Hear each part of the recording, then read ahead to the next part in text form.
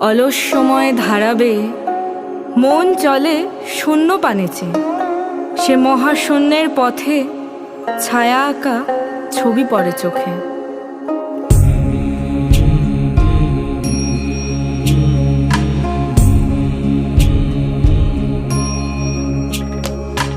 কেমন করে ডাকি মাগো অন্ন নাই যে পেটে, কেমন করে ডাকি মাগো অন্ন নাই যে পেটে।